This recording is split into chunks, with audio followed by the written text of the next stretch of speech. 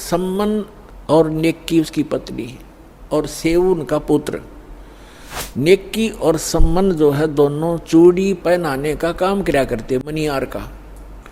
तो वो सम्मन और उसकी पत्नी जहाँ भी चूड़ी पहनाने जाते थे बहनों को, तो परमात्मा की चर्चा शुरू कर देते थे। हमारे वो गुरु जी ऐसे हैं, सिकंदर लोधी को जलन का रोग हो गया था, वो ठीक कर दिया। स्वामी रामानंद जी का कत्ल कर दिया था सिकंदर लोधी राजा दिल्ली के बादशाह ने, हमारे गुरु जी ने जीवित कर दिया उन्हीं के सामने। एक कमाल नाम का लड़का था, मरता बहता हुआ आ रहा था, हमारे गुरु जी ने वो जीवित कर दिया। हमारे गुरु जी बड़े सक्षम हैं, नाम लेने से मोक्ष हो जाता है, सदा दुख मिट जाते हैं, यहाँ भी सुख मिलते हैं। अब वो गरीब व्यक्ति चूड़ी बेच के गुजारा करें, मुश्किल से उनका निर्वाह चल रहा था। और वो समझाओ उन सेठों की, धनी व्यक्तियों की पत्नियों को, लड़कियों को, तो उनका कैसे बात गले उतरे, बल्कि उल्टा वो चिढ़न लाएगी। अब वो कहा करती थी कि तुम्हें तो खाने को दाने नहीं, और तुम बताओ हम तुम्हारे गुरुजी इतने सक्षम है, फलान है, चुप रहो, अपना काम करो। अब इस बात पर वो भी कई बार अपने आप में दुखी हो जाते थे कि सचमुच ये कह तो ये रहे हैं कि हमारे पास तो चौवन्नी नहीं, समय का पर आहार नहीं मिलता कई बार तो, लेकिन हमारे गुरुजी में कमी कती नहीं। ये दिल वो डांट ही लेते थे, ज्ञान ऐसा हो चुका। एक दिन अपने आंगन में बैठकर, गर्मियों का मौसम था, शाम के समय अपना बैठे थे तीनों, पिता पुत्र पत्नी उसकी। और वो लड़का जब बच्चों में जाता था वो भी यही चर्चा करता था कि हमारे गुरुजी के सिकंदर लोधी दिल्ली के बाद सभी शिष्य हो गए, वीर सिंह बघेल काशी नरेश हमारे गुरुजी का शिष्य है, बिजली खां पठान मगर नरेश हमारे गुरुजी का शिष्य है, ऐसे ऐसे सुख देते हैं, ऐसे ऐसे सुख देते हैं। बच्चे भी बताया करते हैं अन्य बच्चों में बैठकर हमारे बच्चे। तो वो बच्चे उसको चढ़ाते थे सेऊ को कि तुम्हारे गुरुजी तो लालची हैं, वो तो राजाओं के घर जाते हैं, और तुम्हारे घर ना आए कभी भी, क्योंकि तुम गरीब हो, तुम्हारे घर क्यों आएंगे। तो वो बच्चा इस बात से दुखी हो जाता था। अपनी माँ से एक दिन कह रहा था, दोनों पिता पुत्र वहीं बैठे थे, उनकी माँ भी बैठी थी बच्चे की। तो लड़का कहने लगा, पिताजी गुरुजी कभी अपने घर भी आएंगे। तब नेकी ने कहा, बेटा अपने घर तो वो रहते ही हैं, हम भगवान से जुड़ गए हैं तो हमारे साथ है परमात्मा, हमें दिखाई नहीं देते। ये तो ठीक है माता जी, लेकिन एक बार गुरुजी अपने घर आ जाए ना, बस फिर तो जो मेरे को ऐसे ऐसे गली के बच्चे कहते हैं उनका मुंह बंद हो जाए, फिर मैं बता दूं हमारे गुरुजी लालची नहीं है। तो वो कहने लगे, बेटा भगतों ने संसार की नहीं सुननी चाहिए, अपने गुरुजी के ज्ञान को आधार बनाकर जीना चाहिए। कहने तो उन बच्चे बालक हैं, उनको पता नहीं है, हमारे गुरुजी लालची थोड़े हैं, उनकी दृष्टि में तो सभी एक जैसे हैं। फिर भी बालक है, आंखों में आंसू भर के कहता है, एक बार गुरुजी आ जाए ना, बस फिर तो मैं उनको कह दूंगा, देखा ना हमारे गुरुजी ऐसे नहीं है। परमात्मा कहते हैं कि मेरे भगत की टेंशन मेरे से देखी नहीं जाती। अब उधर से वो चली पड़े थे, उधर से वो कह रहे थे, इतने में सामने आके दरवाजा बाहर की तरफ खड़े हो गए गेट पे, और आवाज लगाई रे सम्मन। नेकी कहने लगी, गुरुजी का आवाज नजर आती है। सम्मन कहने लगा, गुरुजी कहाँ आएंगे इतनी दूर, उनके पास समय कहाँ है, लाखों से उनके कहाँ जाएंगे, आपको वैसे धोखा लगा। इतने में फिर आवाज लगाई, रे सम्मन है घर पे। नेकी कहने लगी, आवाज तो गुरुजी की है। देखा बाहर के गेट के सामने, बाहर की एक वैसे थोड़ा सा गेट सा बना रखा था डंडा सा का लकड़ी का, तो देखा तीनों ने सचमुच भगवान खड़े, 3 जने खड़े हैं, भाग्य आए नंगे पैरों, और खड़े खड़े देख रहे हैं जैसे स्तब्ध हो गए हो। उनको विश्वास नहीं हो रहा हो कि हम क्या देख रहे हैं आज हमारे इस घर पे, गरीब के घर पे, और परमात्मा आगे। उनकी श्रद्धा थी नारी। तब कमाल ने कहा कि गुरुजी को ऐसे खड़ा रखोगे, अंदर भी ले चलोगे, बहुत दूर से चल कर आए हैं। तब वो एकदम सपना सा टूटा, चरणों में दंडोत प्रणाम किया, बैठा दिए झोपड़ी में, थोड़े जैसे भी कपड़े थे फटे पुराने बिछा कर। अब सम्मन गुरुजी के उन भक्तों के पास बैठ गया, चर्चा चलते रहे। फिर कुछ देर के बाद पूछा, भगवान खाने का सुनाओ, अभी खाओगे या कुछ ठहर के। तो परमात्मा ने कहा कि भाई भूख तो लगी है बच्चा, पैदल चल कर आए हैं, भूख लगी है, व्यवस्था कर लो। सम्मन अपनी पत्नी के पास पीछे झोंपड़ी में आया, बीच में आंगन था, पीछे रहने की एक झोंपड़ी थी। उसमें आकर कहा कि भोजन बनाओ गुरुजी के लिए, संतों के लिए। नेकी ने कहा कि आज हमारे घर पर 100 ग्राम भी आटा नहीं है। समन ने कहा कि ला तेरा ये चीर जो बहनें रखती हैं अलग से कपड़ा, वायल, चूंदड़ी, कहने लगी ला तेरा ये चीर दे दे कपड़ा, इसको गिरवे रखाऊंगा और कुछ आटा ले आता हूँ। तब उसने कहा नेकी ने कि मैं जहाँ मुझे मिलने की आशा थी उन घरों में मैं मांग आई, और ये मैंने प्रार्थना भी कर दी उनसे कि मेरा ये कपड़ा एक ही है, इसको रख लो, कुछ आटा उधारा दे दो, फिर अपना चीर ले जाऊंगी और आटा दे जाऊंगी। तो उन्होंने कहा कि ये फटा हुआ है एक स्थान से, इस कारण से किसी ने इसके बदले में आटा भी नहीं दिया।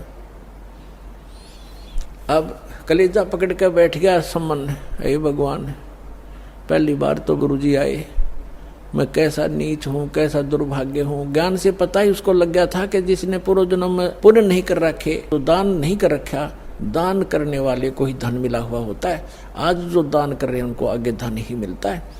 तो वो इस बात से बड़ा चिंतित था, मैं कितना नीच रहा हूँ, पिछले जन्म में दान किया नहीं, अब दान योग्य मेरे पास कुछ है नहीं, पिछले जन्म का ऐसा कर्महीन इंसान रहा हूँ मैं, आज मैं अपने गुरुजी को भोजन नहीं करा सकता, संतों भूखे जाएंगे मेरे द्वार से। आंखों में आंसू आ गए बुरी तरह।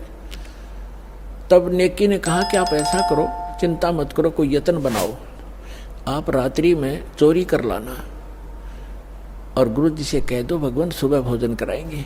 अंतर्यामी सब जान जाते हैं। तो समन ने कहा कि सुबह कहाँ से लाएंगे, सुबह की कैसे कहूँ। नेकी ने कहा कि रात्रि में चोरी कर लाओ तुम। तो सेव कहने लगा कि माता, गुरुजी रोज सत्संग में सुनाते हैं चोरी नहीं करनी चाहिए, और आज मैं आपके मुख से सुन रहा हूँ कि चोरी कर ले हम, इससे अच्छा तो हम मर जाएं, वो अच्छा है, भूखे मर जाएंगे, गुरुजी से हाथ जोड़ लेंगे।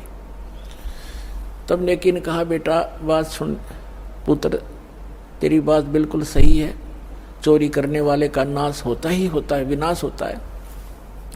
लेकिन पुत्र हमने इस नगरी में कुछ समय व्यतीत किया है और यहाँ का अन्न पानी हमने खा रखा है। ये बालक हैं नगरी वाले, जानबूझ कर आटा नहीं दे रहे, 2 सेरा 2 किलो आटा, कोई 3 किलो आटा, दुबर होता है इतने बड़े। अरे सेठ हैं ये सारे, पैसे वाले हैं।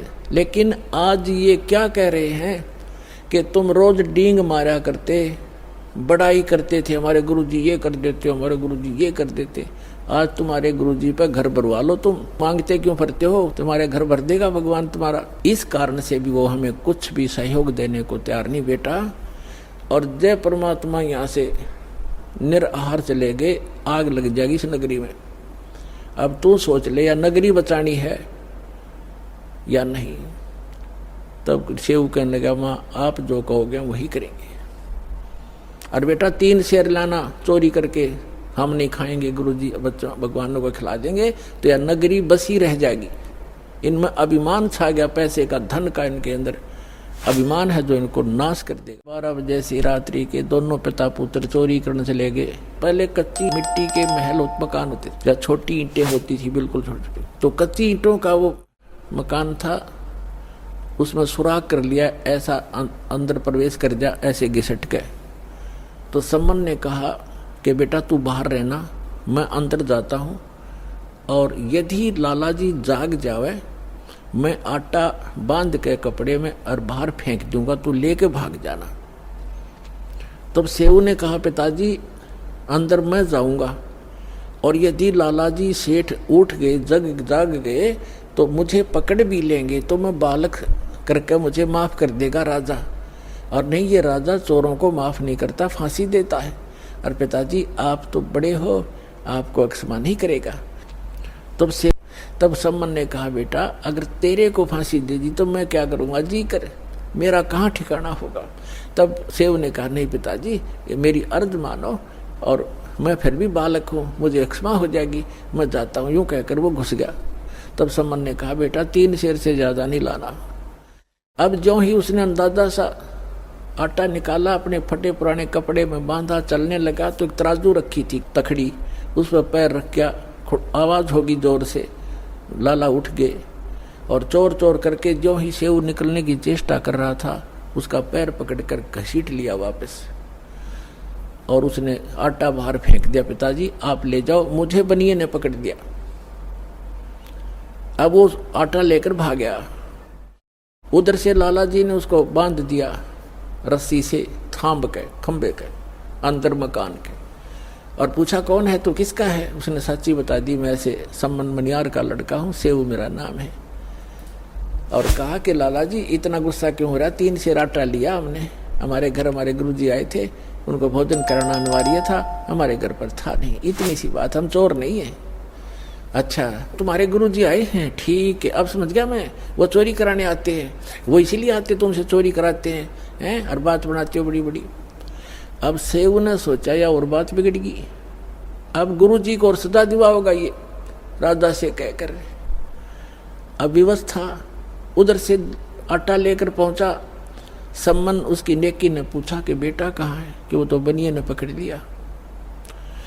अब नेकी के मन में कैसी प्रेरणा आई कि ये तो बात बिगड़ गई, लड़का पहचान में आवेगा और पुलिस वाले हमारे घर आएंगे, अभी आ लेंगे घंटे भीतर, और गुरुजी को पकड़ेंगे और कहेंगे कि ये कराता है चोरी, ये कभी चोरी नहीं करते थे, आज ये आया है तो इसने चोरी कराई है, और गुरुजी को दंडित करवाएगा सेठ। जैसे उनकी बुद्धि ने काम किया कि आप जाओ लड़के का सिर काट लो किसी प्रकार, बुला बुलू के, और बाहर सिर निकलवा लेना, और सेठ से कहना कि छोड़ना मत, रस्सा बांधे रख, 2 बात बतलानी है।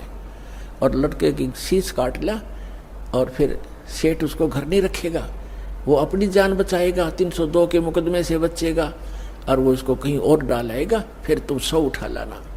अब नेकी लेके इतना बड़ा थुर्रा और चल पड़ा, और जाके कहा कि सेऊ बेटा 2 बात करनी, कल तो आप शायद मारे जाओगे बेटा, और हम 2 बात बताना चाहता हूँ तेरे कान में।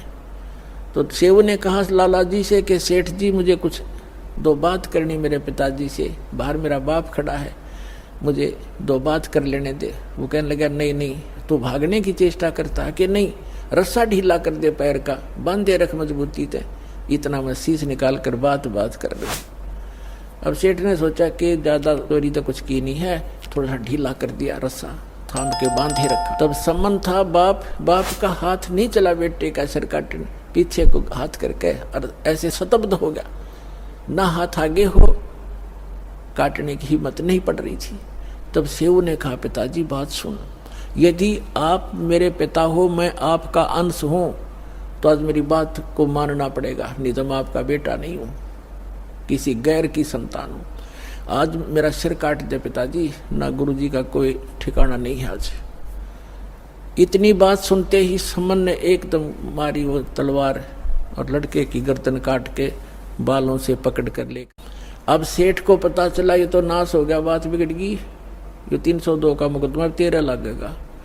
उसने उस लड़के को घसीट कर दूर बनी में जाकर, एक पजावा था, पजावा जैसे बदानी भट्ठे होते, उनके खड्डों में गिराया, और अपना जो सुराख बनाया था उसको बना के वैसा ही लीप लाप कर रेत रात मार के ऐसा कर दिया जैसे कुछ हुआ नहीं यहाँ पर।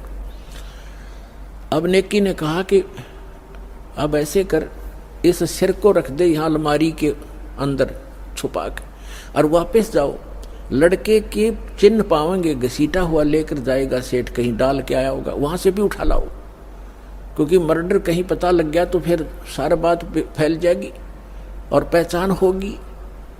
अब सेऊ कुछ देर आया, फिर वापस गया, इसमें काफी घंटा सारा लग गया।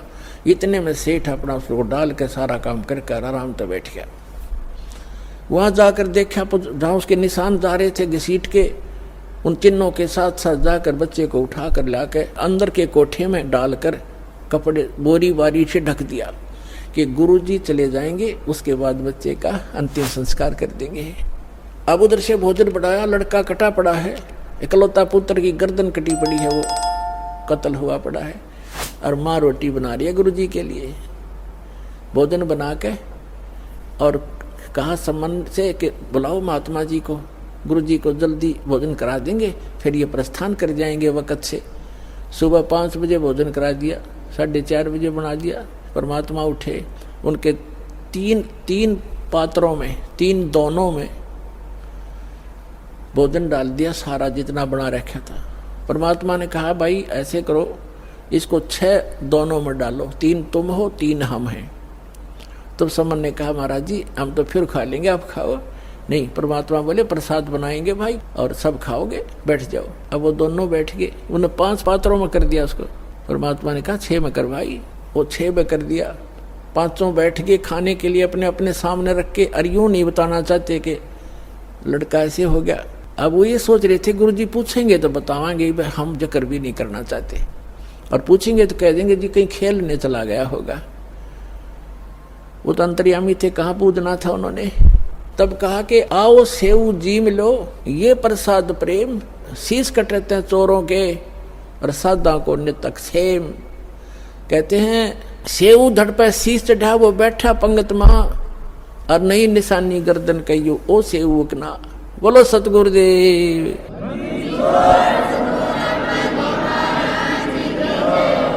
अब परमात्मा ने नु कहा था आओ सेऊ जीम लो, ये प्रसाद प्रेम, और सिर कटते हैं चोरों के बेटा, संता के तो अक्षेम। संतों की तो शीश की रक्षा होती है।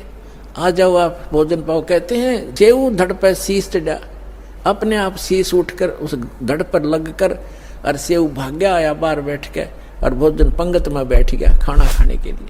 और माता पिता ने निशान देखा कि निशान भी नहीं गर्दन का कहीं कटे हुआ। अंदर उठकर जाकर देखा वो शव नहीं, वो शीश नहीं, वहाँ रकत के कुछ धब्बे जरूर पड़े। इस वीडियो को देखने के बाद आपकी क्या राय है कमेंट में जरूर बताएं। ऐसे ही और वीडियो देखने के लिए हमारे चैनल को सब्सक्राइब करें और वीडियो को ज्यादा से ज्यादा शेयर करें। धन्यवाद। ये अनमोल ज्ञान जगत गुरु तत्वदर्शी संत रामपाल जी महाराज के सत्संगों का अंश मात्र है। संपूर्ण आध्यात्मिक ज्ञान के लिए सुनिए संत रामपाल जी महाराज के मंगल प्रवचन। आप संत रामपाल जी महाराज जी के मंगल प्रवचन संत रामपाल जी महाराज एप्लीकेशन पर भी सुन सकते हैं तथा उनके द्वारा लिखी पुस्तकें भी डाउनलोड कर सकते हैं।